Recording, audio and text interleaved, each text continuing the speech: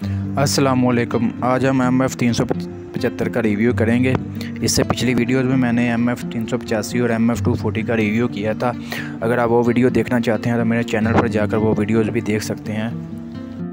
चलिए अब बात करते हैं कि MF 375 में 2022 मॉडल में क्या चेंजिंग वगैरह आई हैं। इसमें जी पहले नंबर पर आ जाता है कि इंतहाई मुअस्सर हेडलाइट्स और खूबसूरत इशारे, हाइड्रोलिक तौर पर काम करने वाला मुअस्सर तेल में डूबा हुआ मल्टी डिस्क ब्रेक सिस्टम, कम इंजन वाइब्रेशन और हमवार रनिंग के लिए मिड माउंटेड बड़ा बैलेंसर, हीट सुख करने वाली आस्तीनों और वाटरप्रूफ कपलर के साथ बेहतर हॉर्न सेट, पायदार और इंतहाई मुअस्सर कम शोर वाला इंजन, स्टाइलिश रैपर और गुल के साथ न्यू एरोडायनामिक शक्ल।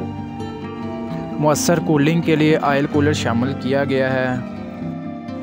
हैवी ड्यूटी फ्रंट एक्सल और सपोर्ट, न्यू स्प्रिंग मुअत्तली deluxe seat, hydrostatic power steering, कम स्टीयरिंग की कोशिश के लिए स्मार्ट स्टीयरिंग व्हील।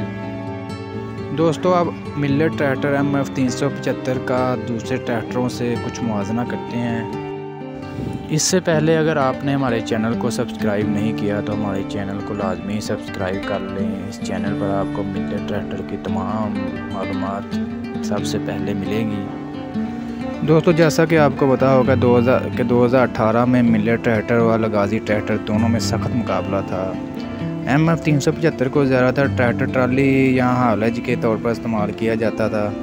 इंजन में MF 385 और MF 375 में कोई फ़र्क नहीं है।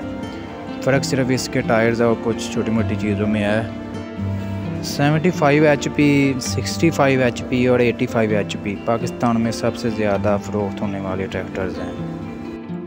New Holland 480, MF 240, new Holland गाजी और MF 385 की फ्यूल की खपत न्यू हॉलैंड 640 की निस्बत बहुत ज़्यादा है।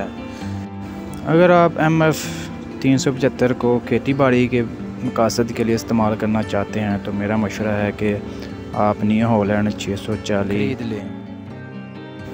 अगर आप MF 375 ख़रीदना चाहते हैं तो मैं आपको एक आजमाया हुआ मशवरा दूंगा कि आप MF 385 या न्यू हॉलैंड दबंग बेहतर रहेगा। इसमें थोड़ा सा कीमत का थोड़ा सा ही फ़र्क है और आपको HP भी 10 HP ज़्यादा मिल जाएगी।